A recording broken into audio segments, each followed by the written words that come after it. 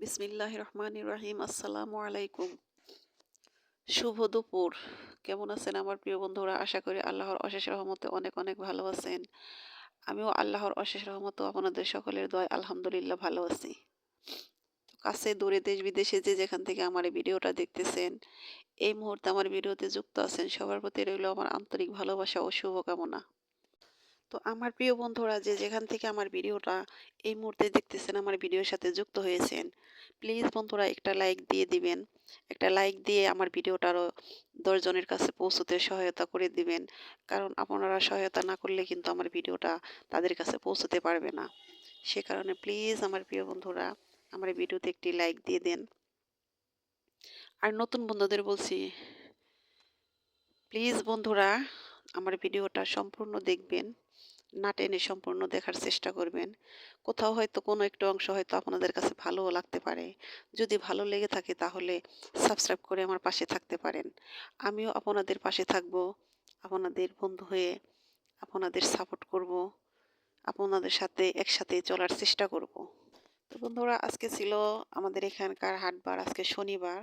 তো আজকে এই তো হাট চলে এসেছে আমার। তো আজকে আমি দুপুরে কোনো রান্না করিনি, সকালে রান্না করেছিলাম। তো ভাবছি আজকে হাটের দিন, মাছ কাটতে কাটতে আমার বেলা শেষ হয়ে যাবে, বিকেলও আমি রান্না করতে পারবো না। তো রাতের বেলায় আমি ঘরে গ্যাসের চুলায় কিছু রান্না করে খাবো।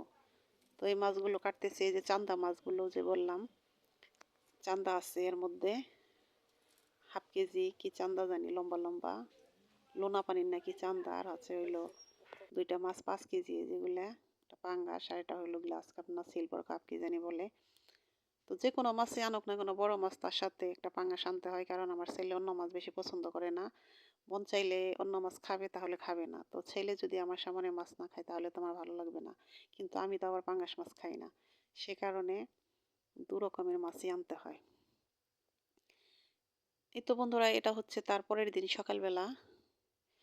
দেখেন কি সুন্দর ঝলমলে রোদ উঠেছে। শীতের সকালে যদি ঘুম থেকে উঠে দেখি যে রোদ, ঝলমলে রোদ, তাহলে ভালো লাগে। শীত অতটা ওরকম অনুভব হয় না। তো সকালবেলা সব বাসি কাজ করে আমি সরাসরি চলে এসেছি রান্নাঘরে রান্না করতে। তো আমি আজকে রান্না করব হলো লাউ দেওয়ার যে মাছের মাথা গ্লাস কাপ, সেই মাছের মাথা দিয়ে লাউ রান্না করব ভেঙে, আর করলা ভাজি করব আলু দিয়ে। তো আমার প্রিয় আপুরা লাউ রান্না করেন অনেক সিস্টেম করে, দেখি লাউয়ের কালারটা ঠিক রাখার জন্য। তো আমিও আজকে চেষ্টা করব যে লাউয়ের কালারটা যেন ঠিক থাকে, আমি সেভাবেই রান্না করব। তো লাউ মূলা এসবের মধ্যে আগে থেকে শুকনো মরিচের গুঁড়াটা একটু কমই খাই আমিও, সে কারণে যে কোনো মাছ আনুক না কেন তার সাথে পাঙাশ মাছ লাউ শাক এগুলা বেশি, এটা হলো ভালো করে, যে অন্য কোনো ভালো করে কষানো লাগে না, পাঙাশ মাছ মিডিয়াম মতো কষিয়ে রান্না করলে আমার ছেলের জন্য।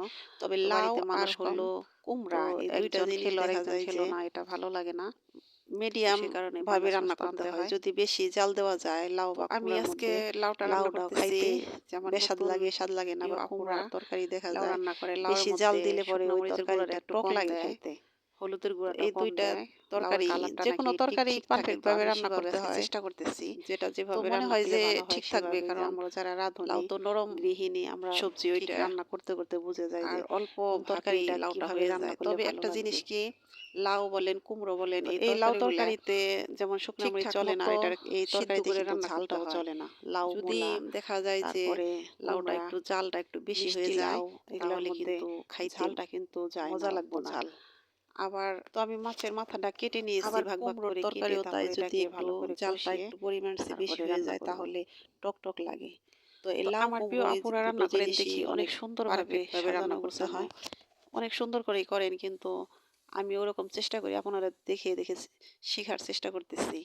তো আমার কাছে একটা জিনিস লাগে কি, আমি রান্না করার আগে আমি এত কোটাকাটির এই কাজটা আগে কেন জানি করতে পারি না। কারণ আমি ভাতটা বসিয়ে দিয়ে আমার বসে বসে থাকা আমার কাছে বিরক্ত লাগে।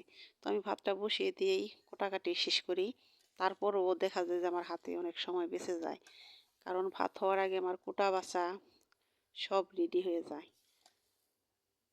এই তো লাউটা এখন আমি ভালো করে কষিয়ে নিতেছি, কষিয়ে তারপরে স্বাদ মতো রান্না করব। তো বন্ধুরা আমার এই রান্নাগুলো কেমন লাগে আমাকে কমেন্ট করে জানাতে পারেন, আমার কথাগুলো কেমন লাগে সেটাও কমেন্ট করে জানাতে পারেন। তো আমার প্রিয় বন্ধুরা, যারা নিয়মিত আমার ভিডিওটা দেখেন সব সময় লাইক দিয়ে, সে বন্ধুদের জানাই অসংখ্য ধন্যবাদ। আর যে বন্ধুরা এখনও লাইক দিতে ভুলে গেছেন, প্লিজ বন্ধুরা আমার ভিডিওতে একটা লাইক দিয়ে দিবেন। তো এই কথাটা প্রতিনিয়তই বলতে হয়, কিন্তু বলতে বাধ্য হই, কারণ যেদিন এই কথাটা বারবার বলা হয় সেদিন লাইকটা একটু বেশি আসে, আর যেদিন না বলি সেদিন দেখা যায় যে লাইকের সংখ্যাটা অনেক কমে যায়। তো লাউ তরকারিটা রান্না করতেছি, আর ধনিয়া পাতা খুব মিস করতেছি, কারণ আমাদের এখানে এখনো ধনিয়া পাতা পাওয়া যায় না।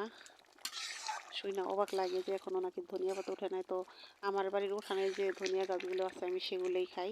তো আজকে লাউয়ের মধ্যে সেটাও দেবো না, আমি এভাবেই রান্না করব। তো আমার লাউ তরকারিটা রান্না শেষ, এখন আমি করলা ভাজিটা করব। বন্ধুরা, যত যা কিছুই করি না কেন ভিডিওতে রান্নাটা থাকেই, কারণ বাড়ির ভিতরে থাকি, যা কিছুই করি না কেন ওই রান্নাটা না থাকলে ভিডিওটা আমার কাছে অসম্পূর্ণ লাগে। তো বন্ধুরা, আমার রান্না বান্না আপনাদের কাছে বিরক্ত লাগে না ভালো লাগে আমাকে কমেন্ট করে জানাতে পারেন। তো আমি তো আর আপনাদের জন্য তেমন স্পেশাল কিছু রান্না করে দেখাতে পারি না। আমি প্রতিদিন যা খাই সেই রান্নাগুলোই আমি আপনাদের সাথে শেয়ার করি। আর আমার যে প্রিয় বন্ধুরা আমাকে কমেন্ট করেন, আমার খুব ভালো লাগে। আপনারা অবশ্যই কমেন্ট করবেন। আপনাদের কমেন্ট পড়লে আরেকটা নতুন ভিডিও বানাতে আমাকে সাহায্য করে। তো বন্ধুরা, আজকের মতো এখানেই বিদায় নিচ্ছি। আপনারা সবাই ভালো থাকেন, সুস্থ থাকেন। আপনাদের শুভকামনায় বিদায় নিলাম। আল্লাহ হাফেজ। আসসালামু আলাইকুম।